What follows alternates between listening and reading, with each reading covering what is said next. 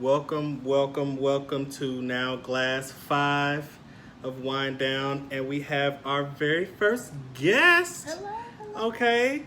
Miss Melodi Nicole, singer, songwriter, author. That's what we're here for. Delta Sigma Theta Okay. Incorporated. All right. Um, how are you, love? I'm good. How are you? I'm all right. Glad to see you. We met each other in college. We won't say the name because we're not very proud of them right now. They have not upheld the diversity and inclusion part of the university, but we won't get into that right now. We will simply begin with, I don't know if you can see it. You guys probably can't see it. Whichsoever.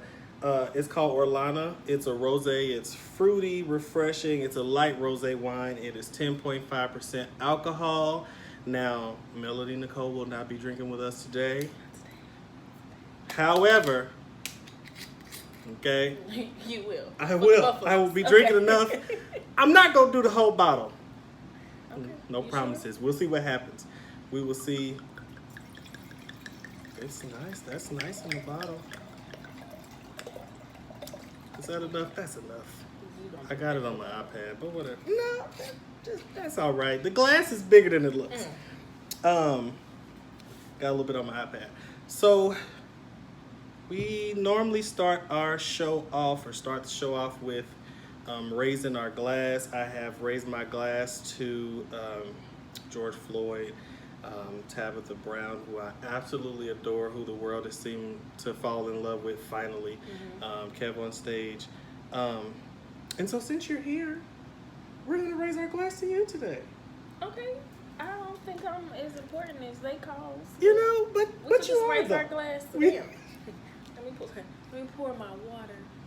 You know, See how lovely it looks in the glass? beautiful. You know, I have bugs. Sorry. I will be finishing this. See? No. Okay. So, clink, clink, clink, clink. We raise our glass to you since you're here, Okay. and you are a published author. Mhm. Okay, singer songwriter extraordinaire. Okay, so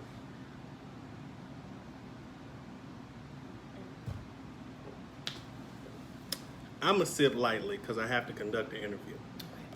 So I probably won't be finishing this bottle. So let's get right into her favorite playlist. I hope y'all can see that. Okay. Her favorite playlist. Right in the beginning. What made you want to write a book? It wasn't necessarily that I wanted to write a book. It kind of just formed itself. I wrote different pieces over time as I was going through things, and then after I hit a dark spot in life, I was like, I need to do something to get out of this, and so I started writing again, and it just so happened to go with stuff that I had already created, and I just decided to tell my story in a different way. Gotcha. So, about how long did the process take? I would say at the most I would put everything together and say 2.5 years. Me like fully saying, okay, I'm gonna write a book, that process probably took about a year. But everything before that I was writing when we were away at school and things like that. So That's cool. Okay, so I mean 2 years that's a long time.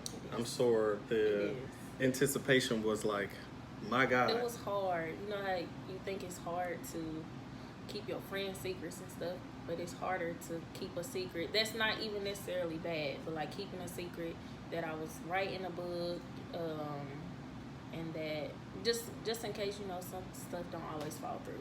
Yeah, So I because wanted this to is keep it a big. secret. Yeah. That's huge. I think it's huge. Because I don't know no authors personally, but outside of that, like, it's amazing to follow through with such a dream.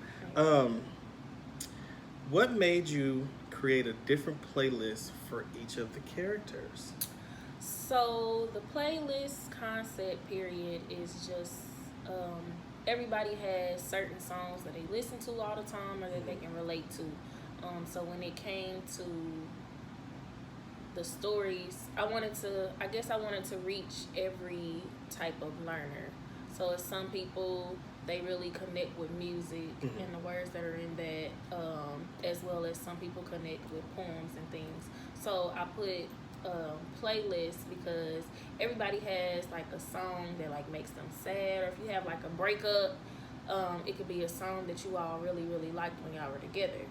Then when y'all break up, when you hear that song, you like, I can't stand that song. Very much so. Yeah. Mine's is No Air by Jordan Sparks. It's the one song that I love and hate from It's like previous a love-hate relationship. And then Mm-hmm. like sometimes you need to soak in your feelings and stuff. Very true. And so basically throughout the book, I made a playlist for each male character that I talked about. Basically kind of giving the reader a sense of how I felt the relationship was based on like a music level. Gotcha. Speaking of the characters, the main character, her name is Cadence. How did you come up with the name Cadence? So I'm big on music, like you said. I sing, I write, and things like that. And I wanted to keep the concept of music into things. And so honestly, I just started Googling, like, what are some words with music that can also be like somebody's name? That's things cool. Like that. And so I kind of figured that when I was reading it. When I first read it, I was like, that's probably where that came from. And I do a lot of like music references and things like that for people who like write music and things. So I was like, that goes with it. So. That's dope. I mean, I figured as much. That is dope. You know, that is that. Since you pointed it out, you want to explain what the shirt means? What your shirt means? Go for it. Talking about the book. We can jump back into the book. It's funny because people keep saying that when they describing stuff that I do, but I just felt like, I don't know, I feel like I have a lot of dope people around me. And then from the book, I gained a lot of confidence just being able to share my story. And just from coming from a dark place, it's some parts in the book where it's kind of dark. And I try to touch on them lightly. And I think that's because for myself, I wasn't completely comfortable with letting everybody know everything, but it's out there now. But with my my shirt, it says dope, but you see that there's a semicolon made. Right. And that's basically, I was at a dark place in my life where I didn't want to be here anymore. I believe all of us have those moments, whether we want to admit it or not. So this is just a reminder every time that I want to be determined to pray through everything. I love that. So, to overcome by praying through everything. So this is representing the O.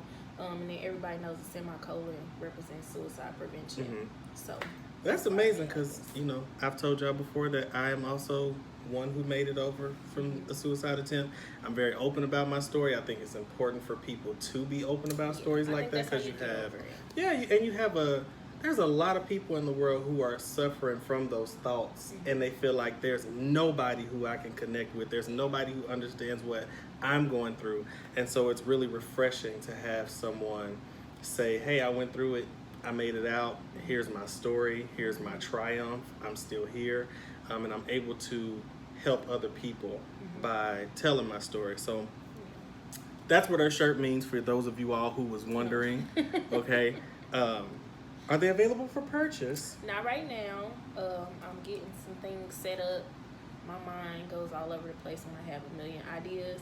So I had to sit myself down and say, okay, one thing at a time. But yeah, they're coming. They'll be able to be purchased on my website. So we're gonna jump back into the book. Y'all see me look down. I'm looking at my iPad. That's where the questions are.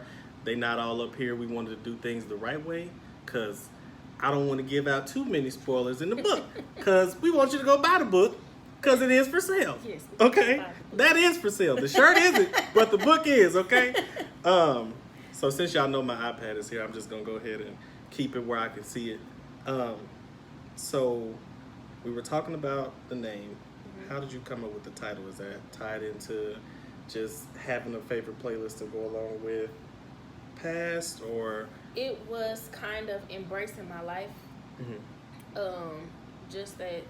Just people, period. Growing up, you find yourself not intentionally, but sometimes, I guess labeling people as something like that's what you want to be, trying to make your life as glamorous as this person and things like that. So the title of the book, Her Favorite Playlist, is basically me telling myself I'm accepting my life for what it is. The things that I've went through and things, they made me who I am. So this is why this is my favorite playlist. I love that. So that's what that is. See, I want y'all to know that these are not things that I knew prior to us talking. These are just questions that I had as I read the book. I actually read the book a long time ago, finished it a long time ago, reread some things as I continued to ask questions.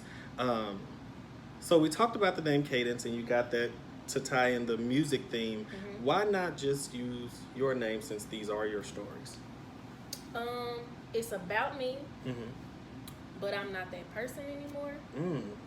And not saying like I'm detaching myself. Like I don't want to say that. Like no, it's my playlist.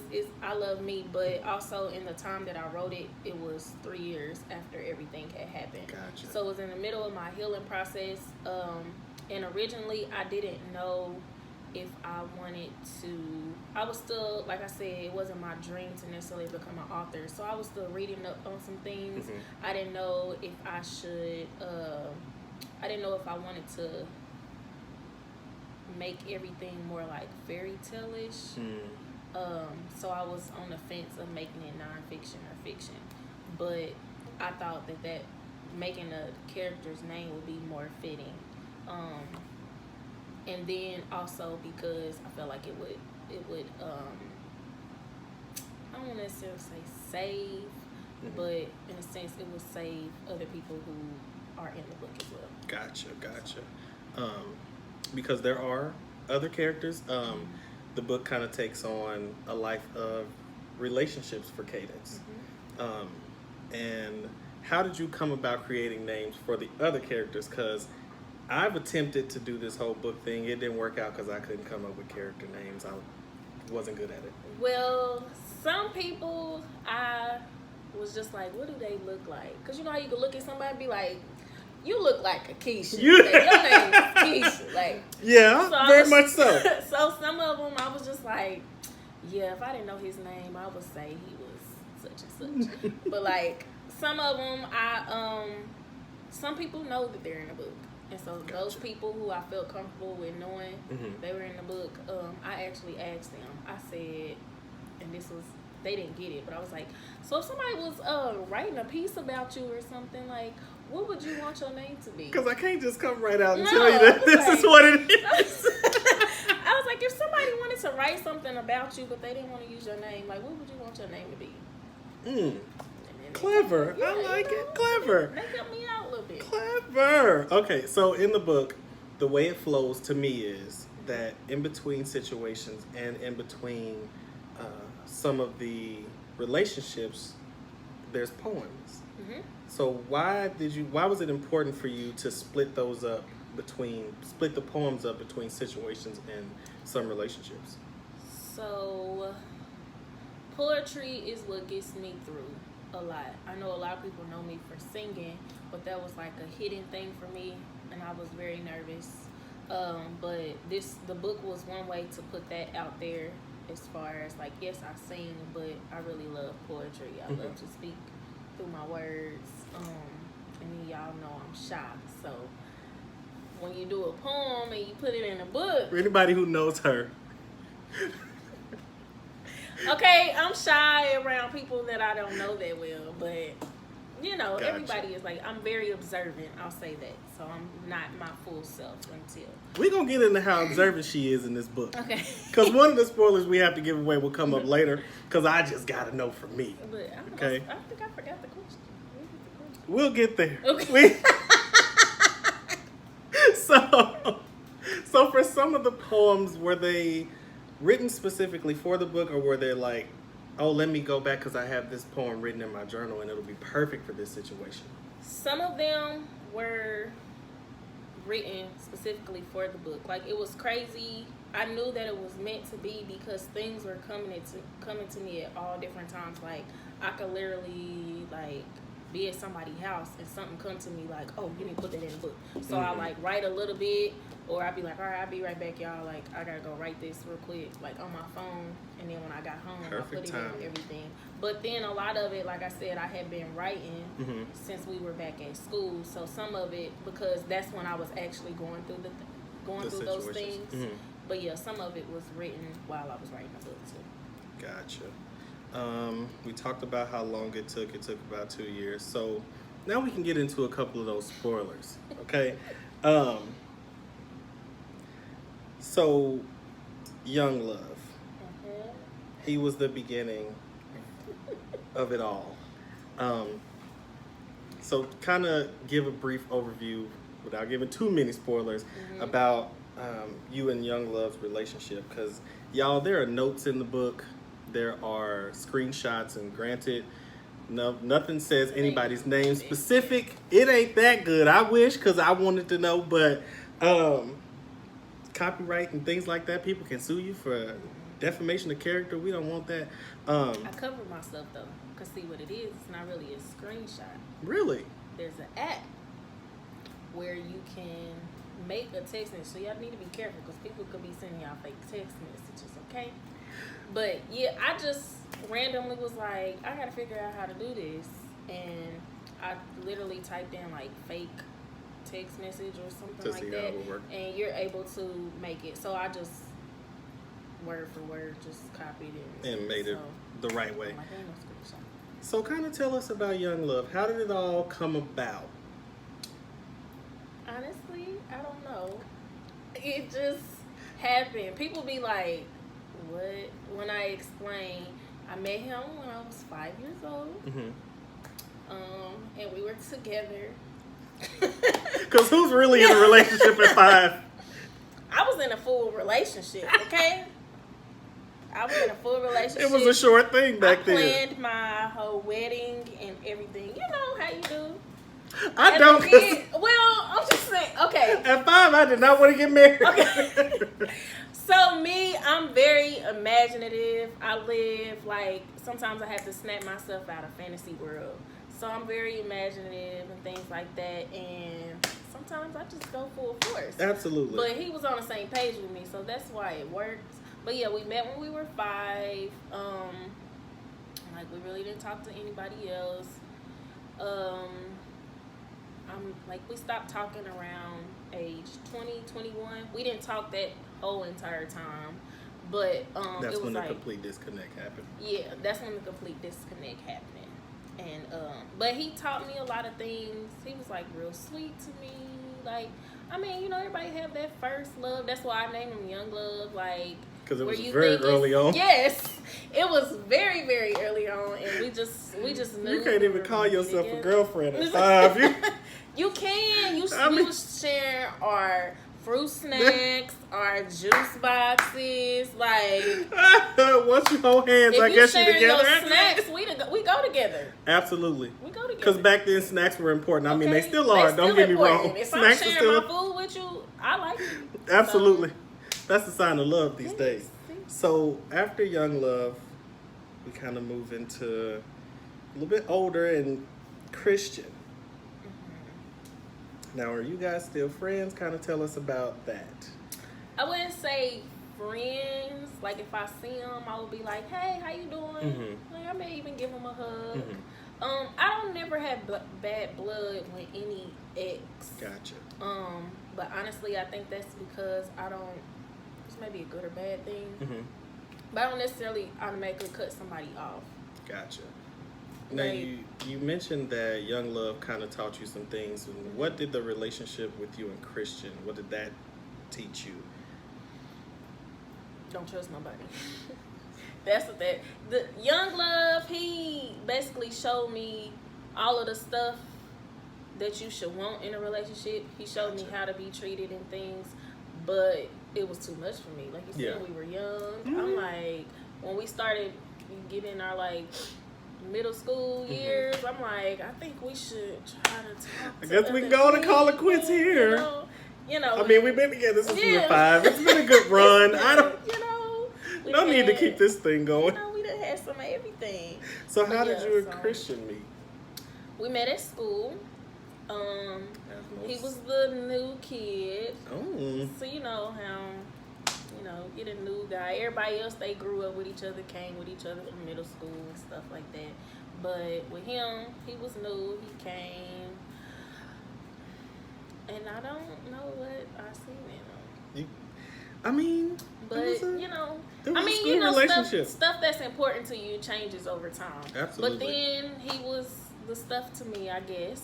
So, we started talking, and then one thing led to another. Because as I state in the book, all of my friends, they were doing stuff. So I'm like, hey, I guess it's about time for me to do stuff too. And then he kind of like, boys at that age, like, if you love me, then yeah, that's how you're being grown. That's trying to be grown. That's what got me. I wouldn't have had trust issues if I would have listened to my mama now and wasn't trying to be grown. Yeah. So speaking of being grown, there's a little small situation in the book where drug dogs appear. Tell us about that situation. Now, let's be clear, okay? I don't even know what to say right now. Honestly, let's just say I was very sneaky. Because, mind you, she was a church girl. Yes, Grew up in church. Proud church girl, okay? Praise the PK. Lord. Because, like I tell y'all all the time, I'm a Christian. I believe in Jesus. But I'll fight you like a dog in the street. Be clear. Be very clear about that. It's just, I don't know. As a kid, when your parents tell you you can't do stuff or things like that, you look at it as they don't want you to have no fun. Not that they trying to protect you from different things of the world. So, of course, as a kid, we all do stuff. Me, I dibble and dabble. But there was a situation at school, and I was holding some stuff that I wasn't supposed to be. Y'all, I don't know nothing about nothing. So, you can tell, like, I'm goofy. I don't know nothing about nothing, but I was holding some stuff for somebody that I shouldn't have been holding, and I panicked because, of course, I knew I shouldn't have had it. When y'all read the book, I'm sorry, I have to interrupt because hearing her voice and seeing who she is, and knowing who she is personally, I saw the panic in the text messages. I saw the situation happening. Very much how it probably happened in real life. But go ahead, you was holding stuff that you had no business holding. Stuff that I had no business holding for my play brother at school, by the way. So they, at school they do those, no one's allowed outside. The dogs are coming. I heard the dogs is coming. I'm texting like, oh my God, I don't know what's going on. I'm going to jail. My mama's going to kill me. The main thing is my mama's going to kill me. Like, I don't even care, but I ain't scared of the police. The police might need to take me because... Right? Because I can't go home if they find out what's in my locker. It was a mess. Listen to your parents. That's Very much so. If you're a child and you're watching this, you're still in your parents' home, listen to them. Even when you're older, because my mama be saving me. She still knows. My mama still knows to this day. Like, the lady, it's ridiculous. Okay. So, after Christian, you went back to Young Love. Yeah. What Like happened I said, with that? It was you. Like I told you, I love Young Love. Like, and for some reason, he always took me back, and I took it for granted as if, like, oh, he's always gonna be here. Yeah. But truthfully, I think it wasn't like he not no sucker or nothing like that. Like, I mean, we all kind of was at that age. I mean, so. Yes and no, but I don't want to put that out there like, oh yeah, he was a sucker, so he always took her back. It wasn't that. Because he talked to other people too, and then when we came back together, it was like it's us. Together. Yeah. But I think he was just trying to see, like, I'm trying to show you, like, I'm here for you, like, I ain't fooling with nobody else, like, I'm rocking with you. But it, like I said, it was just too much for me to grasp. I wanted to be free. Be free. She said be free, so I had planned on be free. I had planned on not drinking the entire bottle of wine. But it's such a small bottle. It's I not. told you, and you got a big cup. It's a very small bottle, and these are Olivia Pope size glasses. These are my favorite glasses because they're crystal glasses. I absolutely love them, and they hold quite a Sir. bit of wine. I won't be judged. Okay. Not on We today. don't judge. Not on Don't today. sip my water. So that's down. I do have another bottle. I won't drink that one though. That'll be for my leisure time. Okay, so you kind of flip back, and then after that appears Marcus. How did that come about? And in what period of time, if you can say, what period of time was Marcus in? So Marcus is college. Okay. I met Marcus. Honestly, don't remember how. I think Marcus started writing me on Facebook. Sliding your DMs. That's it. And then from there, it was I know like, people who have gotten married for, DM messages. That That's- ain't this situation. It is not this It's situation. not this situation. But yeah, slid in the DMs. We started talking. He was the first dude that I've ever talked to who was actually older than me. Mm-hmm. So he was more experienced, like with relationships and things like that, and that kind of played in his favor Mm-hmm. because I was a little childish with some things. But yeah, that was that. It didn't end in marriage like you said. It did not. It did not. So, but what was that relationship like during that time? Because it sounds like it was fresh into college, and hey, how you doing? Slid into your DM. What was that What was you guys' relationship like? It was, I don't know. It wasn't a full relationship. Mm-hmm. So, how can I say? I guess it was a situationship. Y'all been in some of those. Honestly, I think that was my first situationship. Wasn't calling it that back then. Wasn't calling it that. But yeah, that was probably my first situationship. So it was, I don't know. I was excited to talk to somebody who was older than me, who could teach me some stuff that I was like, y'all are beneath me. I'm never going back now. But he did teach me some. We were cool. It seemed like we were friends, but some stuff, everybody is not meant for you. Absolutely. And then there were some like controlling issues too. And I think I made it more easier for him since I was younger. So a lot of stuff he got away with, but I think once I kind of started growing up, I was like, no, like this ain't gonna work. Gotcha. So You start knowing what you want at a certain point and not accepting anything less. Okay, so after Marcus is rolling, tell us about rolling. Rolling, he's one of my favorites. He was one of my favorites too. But go ahead. He's one of my. So rolling is, I guess, what most people would call like they go to. He's my comfort zone. Mm-hmm. So I can count on him for anything. I think the reason why he lasted so long, because you'll see throughout the book, he pops in and out. Like if I'm in a relationship, I'm not talking to him, but when I'm out of that relationship, me and him is back on. And I described him in the book as a Band-Aid. You did. You did. And basically, that's not necessarily a bad thing. I guess it just depends on what side you on and how you interpret it.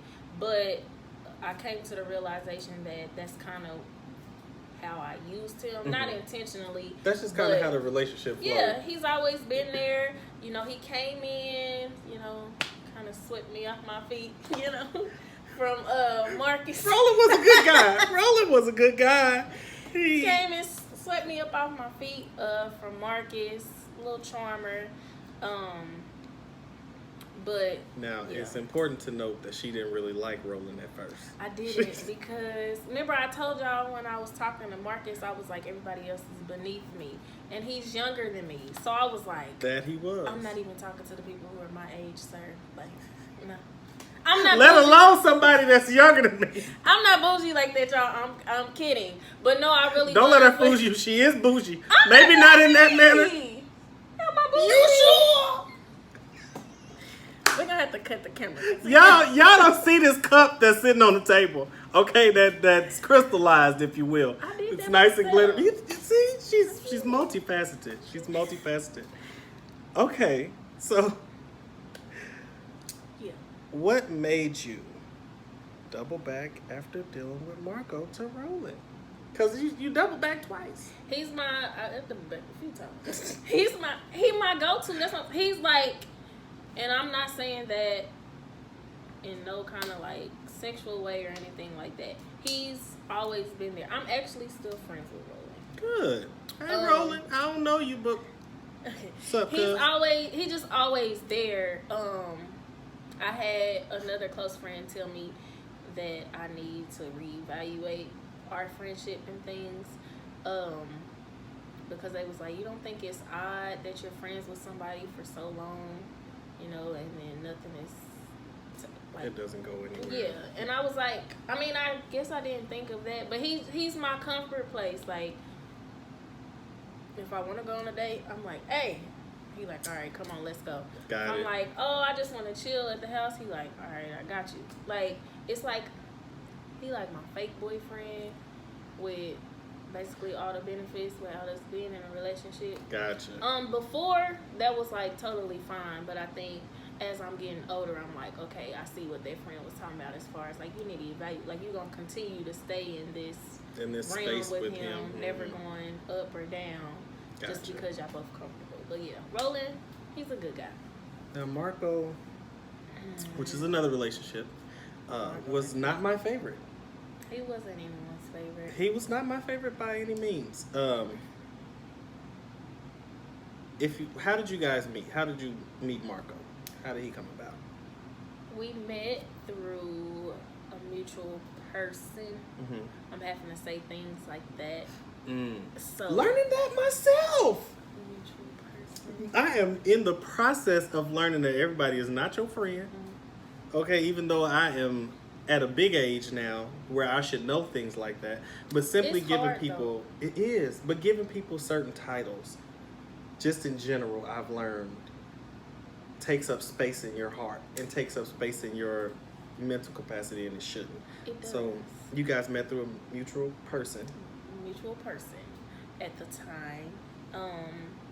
And it kind of just kicked off from there. It happened really fast. Mm-hmm. And this was college as well, right? This was college as well. Like I said, when I really like somebody, guard goes down. Like it'll take a little bit, but after a while, when I'm like, just forget it. Like, yeah. I'm just gonna be me. Yeah. And it seemed like me and him were on the same page, Mm-hmm. and I say that in a sense of my fairy tale life, not my reality, because I told y'all that. Yeah. I live in both worlds. But it was like, oh my God, because we both on the same page. Like, usually somebody would say I'm moving too fast or I'm doing this or something like that. But that kind of connected us because everything just felt perfect. Mm-hmm. And, you know, back when we were like 2021, we thought we was going to be married at 23, 24. Yeah. So I was like, oh, okay, we right on track. Like, okay. You see what I'm seeing? We here. We talking about marriage. We talking about kids. Like, I ain't moving too fast because he's bringing stuff up. Mm-hmm. And it was kind of like a fairy tale turned into a nightmare. Yeah. And the nightmare was physical. Yes. Tell us about that, because he was, from what I read, the very first experience you had with a physically aggressive relationship. I would say he was the first person I was actually in a relationship with. Gotcha. But he was not the first situation. Sometimes I look back and try to figure out how did I find myself in a situation. Where it all started. But I still don't know. But no, he was not my first experience with physical abuse. Mm-hmm. He was the first person I was actually like in a relationship with. Mm-hmm. I just felt like we were moving too fast, so we really didn't know each other. Like, we probably talked the whole talking stage about a month. Really? And we was like, all right, we're gonna do this. We together. Absolutely. Like, so of course, any person who's like sane is like, okay, that's not enough time. Too quick. Yeah. Maybe I not. mean, the older you get, the less time it takes for you to know. But at that age, we didn't know, so we just jumped into a relationship. So I didn't fully understand him. He didn't fully understand me. And then like he was very demanding. And then I'm the type of person, I'm secretive. And I don't do it intentionally, but I'm like that with everybody to a certain extent. Like, I just keep it to myself. And, like, and so being in a relationship where you have somebody who's controlling, and he was Marcus was nothing compared to him. Right. And I have to say that reading this kind of brought a lot to life. Because I would see you on campus, and I thought that you were that girl who was like, oh, hey, girl. And then that was it. Not knowing that you were experiencing these things. A lot of people who are close to me were upset. I want to find the words to apologize, but at the same time, I mean, because I can understand if I'm somebody, you know, we're close and you're going through that and you don't tell me, I'm going to feel some type of way. Like, Absolutely. I thought we was close. Like, just being real, so I can understand why people are upset. But I thought of it in a sense, I've seen people around me who have constantly went back to the situation, but they also got their family and stuff involved. And I didn't, like I said, I'm a private person, and I didn't want to put my dads and, you know, all of the play brothers and cousins and stuff that I have, I didn't want to put them, their lives in jeopardy for something that I, at the time, I didn't know if I really wanted to leave. Gotcha. And that sounds bad. Like, no, it sounds understandable because like, a lot of people are in those. A lot of women. Let me be very specific. There's a lot of women in situations like that, especially at a young age, who are like, I don't know if I'm gonna go back. I'm probably gonna go back. I might leave for a week or two, but 9 times out of 10, I'm gonna go back. And they all make the mistake of telling somebody, oh, I hate this man because of this, or I want to leave him because of this, or he did this, he was physically aggressive with me, but then he does that thing, and you go back. He do that thing, and you go back. My mama was that person. My father was he was abusive in every sense of the word, mentally, physically, emotionally, and it took me 24 years to get up the gumption to ask, why did you stay all those years? She had a good reason. She said, I stayed because I knew my kids would be safe. He never hurt his kids physically, so I stayed for them. But there are a lot of young women who they don't have kids by these men, and they stay in the relationship or go back anyway. And so you kind of feel, in a sense, you get comfortable with it, and you start making excuses. Like, I start telling myself, like, well, long as I don't get hit in the face, then I'll be okay. Like, long as it's stuff that's not visible, then I'll be all right. But in the book, I share the experience of one of our last fights, because I had kept telling myself, like, long as you couldn't see, like, stuff on my face or anything like that, I would be okay. But on that specific day, somebody saw my flaws. And so I was like... exposed pretty much. Yeah. I mean, of course it was a stranger, but just the fact that, I was like, I don't know. You know, campus is small. I'm like, somebody can connect the dots. And I had already had it's crazy, the actual first situation where I experienced abuse. I was away at school, and I came back to school. It happened. I had went home once again, doing something I had no business doing. It happens. I went home for a weekend. Didn't tell my people I was home. I was with, my boo, and some stuff popped off. So when I got back to school, because I called. That time I called my big brother, told him what happened. He like, oh, we about to do this, we about to do that. I got on campus that Monday. I could like barely walk. Yeah, I could barely. He like seen. It's like it's one thing for somebody to tell you over the phone, but I guess like actually seeing it, it made him and his friends mad. But like I remember that it was like hard to walk. And still to this day, I don't think I ever told nobody, but still to this day, from everything that happened, like my hip does this like popping sound. Really? But it was hard to walk then, and then like I couldn't move my neck. I just remember getting bum rushed when I came into the in the union, and they was like, "Where you at?" Da da da da da. Yeah. And I didn't like that feeling because I felt like even though my life had been put in danger, I had put somebody else's life in danger. Yeah. So from that day forward, anytime it happened, I didn't call anybody. I didn't tell anybody. And that's the immediate mistake that like people like me make, because you want to be protective, but you also want to think about you in the factor, because if somebody had killed him, then you get charged because you are the connector of this person who killed him and him. Yeah. And so, but at that time, you don't think about how the damage that could possibly be done in the process, even though he deserved it. I don't know the man, but he probably. I think it's just with any situation, not even you being in a abusive relationship. It could be like somebody is like just degrading you with words or anything like that.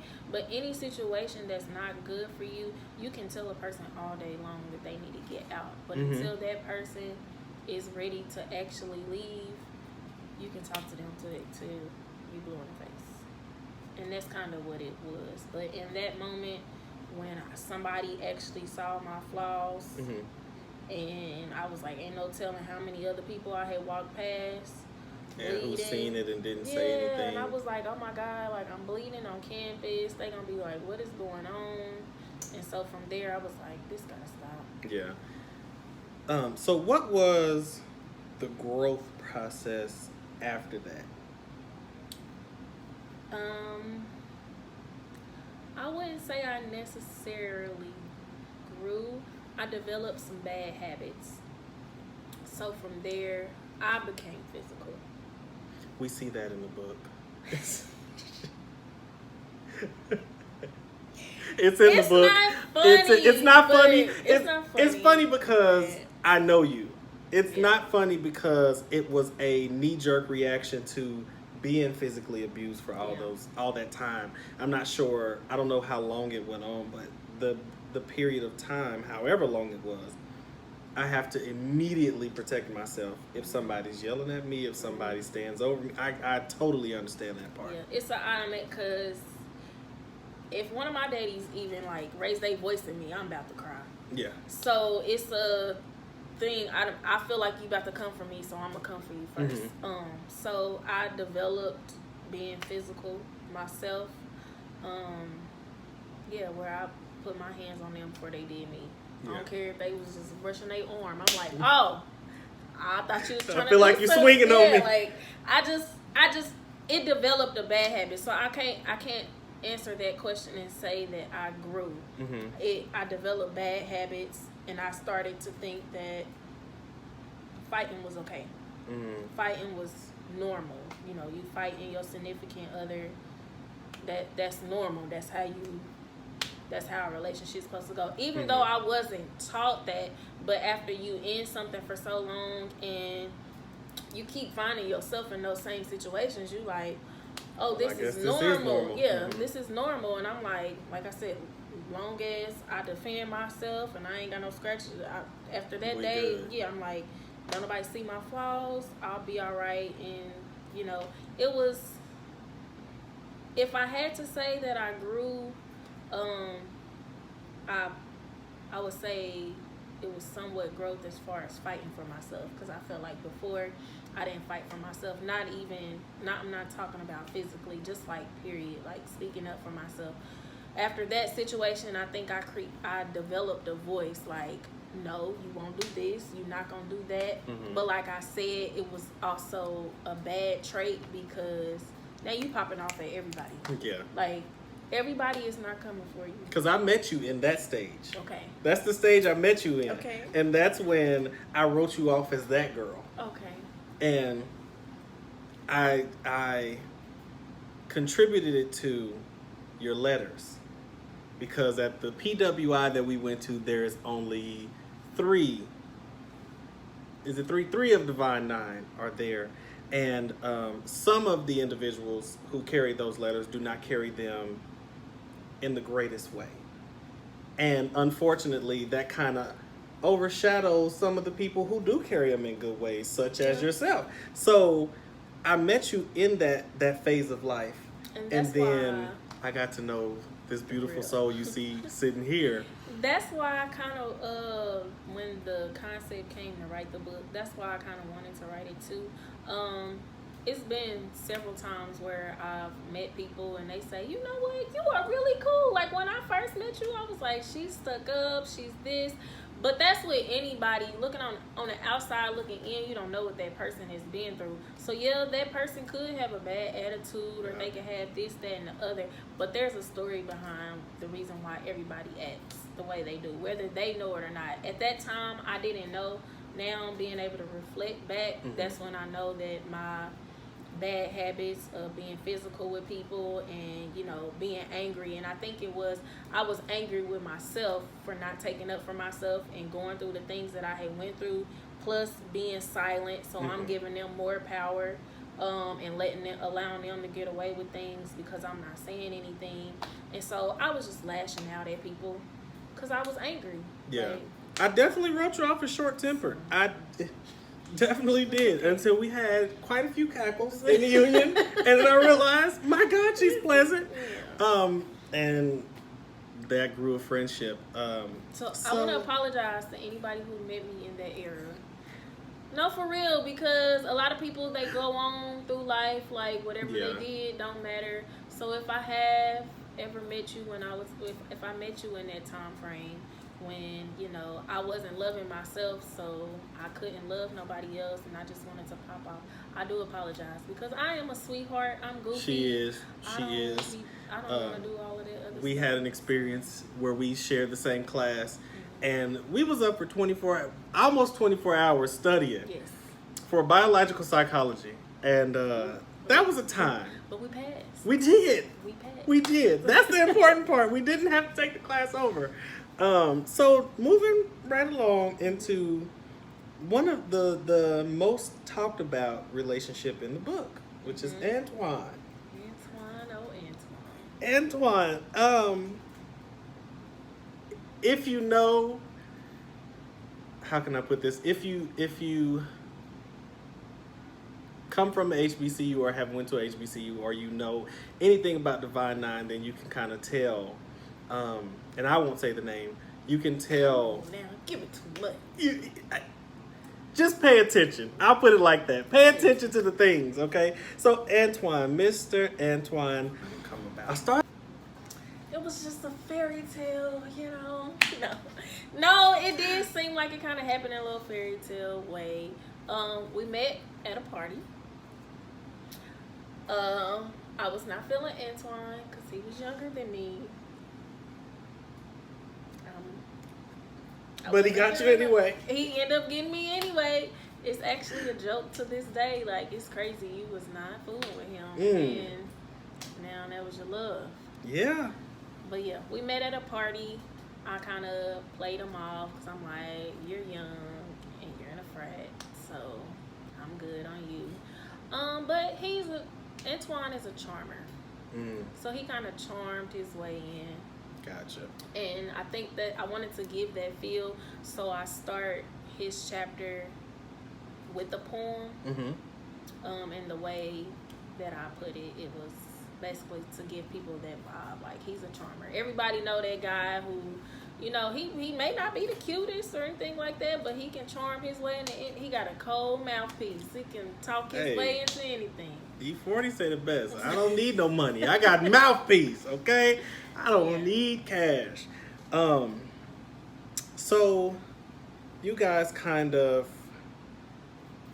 you have this love for each other that is undeniable.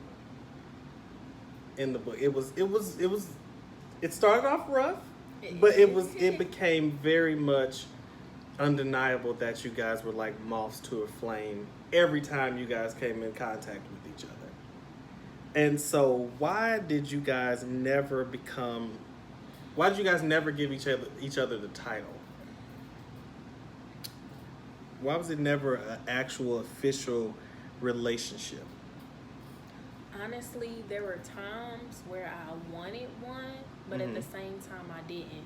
In order for a relation to take place, two people have to be, I guess, committed to, like, okay, this is gonna be us. Like, being committed to the relationship, saying that they're gonna be faithful to each other. Gotcha. And I think I was okay with not being in a relationship.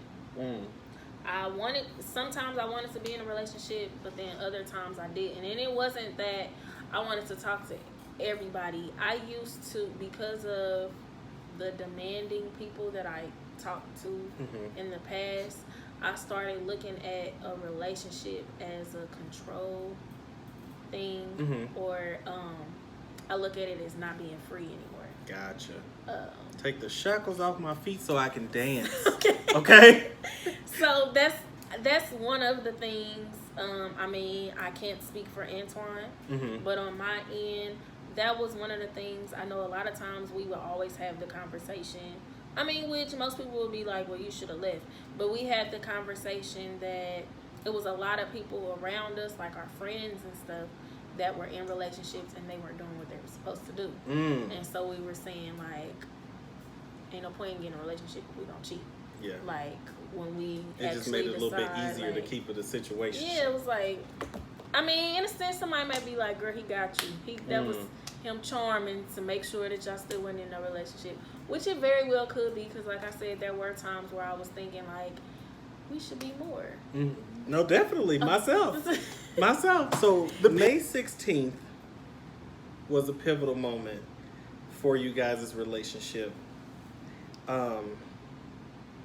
And how can I put this? May 16th, I kind of showed you a little bit of who he was. Yes. I would say May 16th was like the best and worst day of my life. Like, that moment where you like, I'm gonna wake up out of this nightmare. Like, this is a dream. This is not right. May 16th, a situation occurred where I was faced with a thing that I'll be like, I would never be in that situation. Or if I was in this situation, I'd do this, that, and the other. But actually confronting that situation, I was froze. I was in disbelief. I was like, now, this gotta be in a fairy tale land. Like, this is not reality. Like, now in the book, she gives a different reaction. One that we all can agree with. Was the right reaction in the time. It was, I froze before the reaction came out. Because I was in disbelief, like, I know this is not happening before my eyes. But I say that was the best day and the worst day because it pulled the cover from over my face. Up until that day, somehow Antoine managed to make me think that I was the only girl he was talking to. He made me think like I was everything. I didn't take him to be that type of guy, basically. So on May 16th, it was I snapped into reality. It was no fairy tale for a while. It was like, okay, this is reality. This is a real life situation.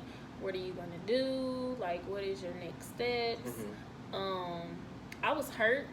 I don't think I've ever been hurt like that. Like, you hear about stuff, but to actually like see it with your own eyes, it was something, I'll say.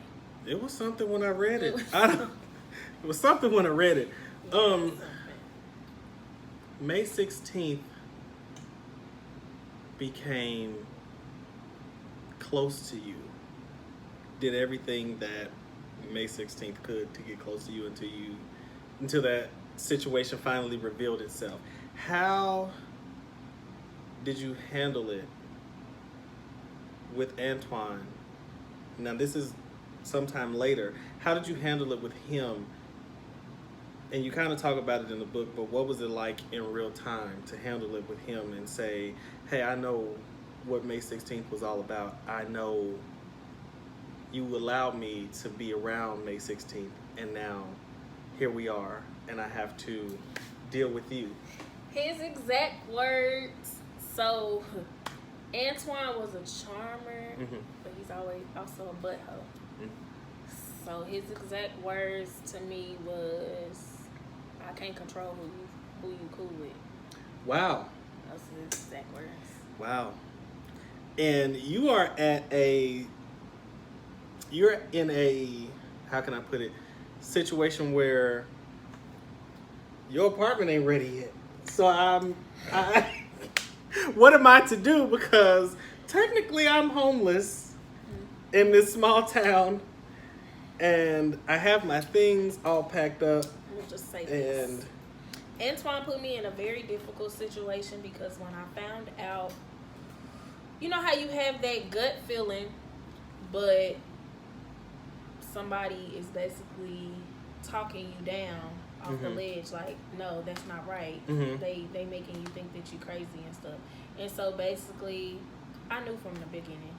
I should have went with my gut, but I didn't listen to what he was saying. And he put me in a situation where I had to choose if I was gonna be homeless or, which is a very tough situation to be in, because nobody wants to sleep in their car. Deal. Yeah. I did kind of, in a sense, I kind of rewrote the full thing of what happened. And now that I look back at it, I don't know why I did, but yeah, in a sense, I kind of rewrote what happened. But I was put in a tough situation after I found out the full story about May 16th, and this was like maybe like a year or more after it happened. He put me in a tough situation. I'll just say that. Got it. So Antoine kind of put you in these situations with other people a few times, and the situationship continued. Why? Because I was at touche. But I don't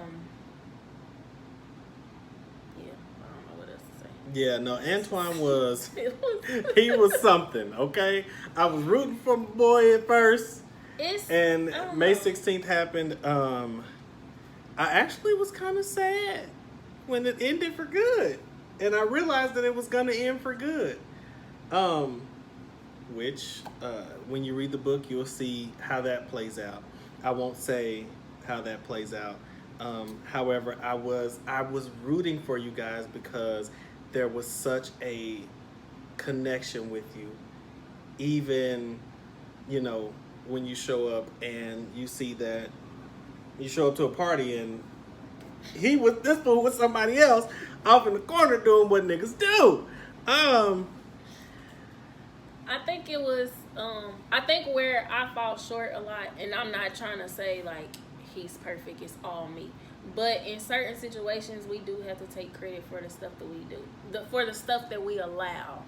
I'll say that. So I'm not saying like he's really a good guy. In a sense, he kind of is, but yeah. See, I always see the good in people. Yeah. But, I mean, he wasn't a horrible person. He was just manipulative as hell. Yeah. He was manipulative as hell. I was naive, and when you don't know, then you're liable to go either way because, you can be persuaded. But I didn't know what I wanted. Maybe he did or he didn't necessarily, but it was comfortable for me and it was comfortable for him to continue because in a sense we both were getting what we wanted. Gotcha. I should have stopped at certain points, but I didn't. So I can't, a lot of people get upset with me when I don't like completely bash him, but I'm like, he was doing stuff that I allowed. Yeah. Like it wasn't like he just was like, you gonna take this. Yeah. So it was stuff that I allowed, but it's because I was comfortable. I didn't want to go anywhere else. And at some point when I was talking to him, it was like, I don't want to start over. So that's how it was. I get that.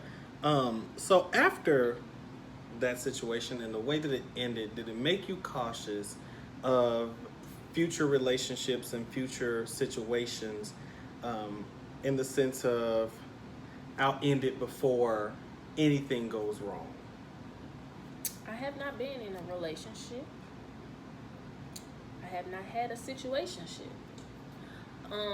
It added to the trust issues I already had. Mm-hmm. It also opened my eyes. I be thinking that I'm so hip to stuff. I really do. I be having to tell myself, like, girl, You are you such a don't granny. even know, okay? You are, if you know her, you know she is such a grandma. I have an old soul, y'all. So, but I thought I was so hip. So with the May 16th situation, it was like I never thought somebody could get something past me. Like, this is what these kids is out here doing. These children. She was these kids at the time. Like, I never would have thought. Yeah. Yeah, but yeah, it just. Okay. It just So after him, and it kind of, you go back and forth with, I believe, Young Love, and you kind of end up back to him. But the end all be all is. I didn't go back to Young Love now. Let's be clear. We was done at 2021. We had with every, I guess, I wouldn't say traumatic, but every experience that you have in life, like with a significant other, whether it ends bad or not, sometimes you need closure. Very much so. And so me and him had a conversation a few years ago, and the way it happened was just like stuff be happening to me, and I'd be like, you will not believe, like, who called me. You would not believe what just happened to me. And that was literally how it happened. I'm like, you ain't gonna never guess who called my phone. What? They was like, girl, you lying. I'm like, no, for real. But it was, in a sense, I really think God be looking out for me, because Very much so, because he's real. I question a lot of relationships. I question a lot of things, but whenever I ask God to give me a sign or give me closure so I can move forward, he always comes through. Won't he do it? Won't he do it? And I just so happened to be right in Young Love's chapter when he called me. Wow. When I say, I was like, oh, this is a sign. That's dope. Yes. He called. I was like, okay, I think I'm done with his chapter. He called me, and we had like a 2-hour conversation. And it was, we were catching up, like, how's life? Because we obviously nowadays we in 2 different circles, so we haven't talked in all those years. But we were just reminiscing about old times, catching up, and he gave me some closure, like, because the way the situation had ended, he was just giving me some comfort to the situation, and I felt a little better. So I was like, good. Okay. So after the end all be all is you made it back to you. Yes.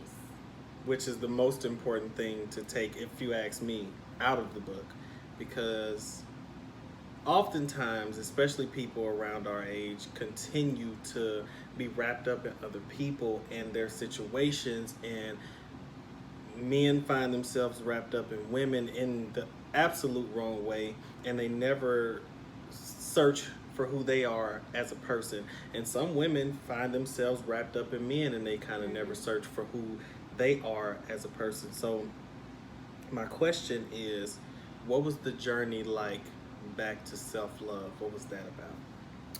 Actually, it was this book. I said I had to write, because if I didn't write, I was going to go crazy. And then I had to reflect. I had to, those times your parents tell you, like, if you, 9 times out of 10, it ain't everybody. Like, if you the common denominator with all of this same stuff going on, something wrong with you. Usually you the problem. I had to keep replaying that conversation in my head, and not saying like I'm the issue, but like with me constantly finding myself in the same relationships, same situations, being angry, I just had to sit down one day and like, where is this coming from? Like, what is it? What's the story behind? Like, obviously I had been blind to my whole story, just kept writing chapter after chapter and wasn't really like reflecting, like, did I learn from this? Like how you were saying, like, what did you learn from this relationship and things like that. I didn't think about that until here after. because I had to go back and reflect. So basically, I just went back from the very beginning, and then I started seeing, like, okay, you kind of messed up with this person, and then you took this from this situation and added to your trust issues and things like. And then from there, I accepted my story for what it was. I understood myself a lot better, and I think it's made me a better person as of today. Because if you walking around, you don't understand yourself, how can you explain yourself to other people? How can you, it. you know, how can you tell, like, if somebody say, like, what do you like? You be like, well, like, I don't know. Yeah. So I was like, I have to get to know myself, and my desire is to be married, be in a healthy relationship and things. And I was like, you know, I can't have my husband come along and he be like, girl, you don't even know what you like. You don't know yourself. You don't know. So I just went back. I reflected. I saw stuff that I needed to work on. And I'm not saying like, oh, I'm healed. Like, no, I'm not. It's still a process. Yeah, it's still a walk. I'm still in a process of healing. But the first step was to reflect and acknowledge the flaws and things and see where they came from. Of course, own my part, and then not feel bad for allowing other people's part in who I've become. There you have it, folks. So after telling all of the stories of your relationships and the ups and downs of those, you decided to tell your origin story in the back of the book. Why was that? I wanted the reader to view it in a way of seeing the problem. Well, not seeing seeing the reactions, and then going back to the problem. Not necessarily saying that the origin is the problem, but how I said how people judge people. So throughout the book, you see all of this stuff that I go through, how I react, because I write my thoughts and everything. And which made it so much better, because when I tell you we had some of the same thoughts, as I was reading it, I was like, she's better than me I for wanted handling people that to situation. relate, so I wanted to be honest. Like, on the outside looking in, if we in a situation, I might seem like I'm taking it real well, but I could be cussing you out. But up in here, head. it's a different situation. So in those situations, I had to put my thoughts, and so I'm sure that a lot of people, they were reading all of that, and they were judging me, which is, in a sense, it's natural. Like, girl, what was you doing? Or, you know, and that's natural. So I wanted to kind of give my full self and then take it back. Like, okay, this is the beginning. Kind of where this comes from. Where it started. So, talking before, you mentioned daddies, in the sense that you have two. I do. So tell us about that, because most of us only have one. Yes, And y'all so- not very fortunate. I'm And you- sorry. No. And you do tell the story about your dad. So kind of enlighten us, if you will, about that situation and having ended up with two daddies. How I met him? If you would kind of say, I'm not gonna tell you what to say, but I'll ask the question differently. You have a bio dad, and you have stepdad. Other dad. So I don't use step. I was Okay. always taught not to use step. He's just my other dad. I have another mom. Like, yeah, I've in our family, like, that's somewhat disrespectful. Like, he's not a step down. He's done all the work to be dad. Yeah. I absolutely get it. But bio dad, tell us about that situation. How did that come about? So I didn't start having a relationship with my dad until I was about 11. So from the time I was about 2 or 3, all I knew was my other dad. My other dad was dating my mom. They got married, and that's the only dad I knew until about the age of 11 when I met my dad. And the story, my God, is riveting. And handled in a way that I wouldn't expect a young person to handle it. if I must say. For me personally, I wouldn't have been able to handle it that way. So you and your bio dad today have a great relationship. Yes, I consider, in a sense, it sounds corny, but I consider my parents like my best friends. Like now that I'm getting older, I feel like they see me as an individual, as a person. I'm able to talk to them about whatever. And with this book, it was important for me to tell my truth, but I wanted to make sure that I wasn't telling my truth from my own healing and then hurting somebody else. Wow. If that makes sense. So, I know when we were talking about the interview, one of my main things, I was like, I know he's going to ask me about my daddy. Because people love to, not saying that you was going to be messy, but people love to be messy. Like, oh, yeah, she about to get on here and talk about her daddy. You right. I love my daddy. Like, yes. As you should. As you should. It's, stuff happens.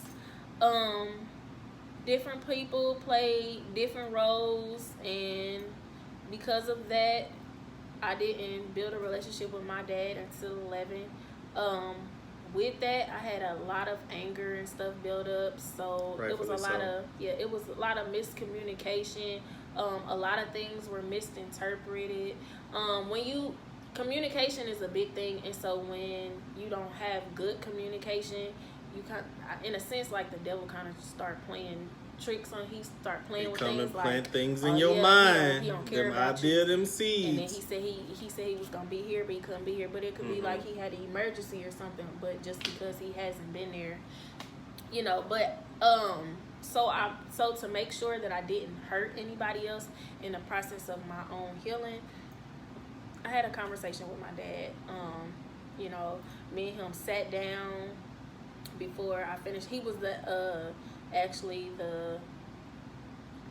once I got his blessing, so to say, then the book was finished.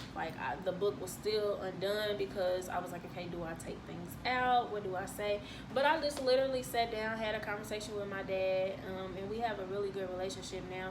And I just told him, I don't want you to be alarmed. A lot of the stuff that was in the book before I had the conversation with him, he had already knew.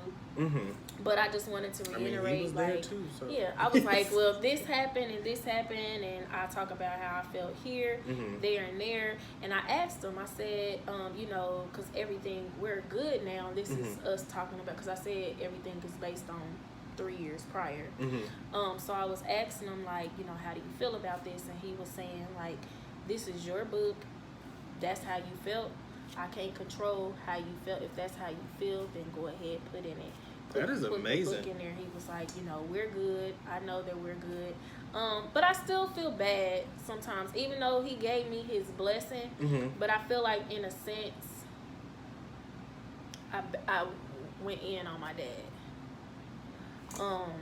I guess it's a bittersweet thing. Even though he gave me his blessing, it's just still, it's the fact that other but those people are feelings reading were real at the time. They Are were, you afraid that people are going to see him in I don't a want negative people light? to judge my daddy, because Gotcha. What man on earth is right?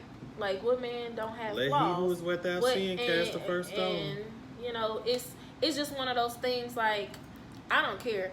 Ever since I met my daddy, I said, I don't care about what happened before, long as you're here now. Yeah. And let's keep this journey going. Yeah. But I'm not one to hold grudges and things like that. But I do feel bad.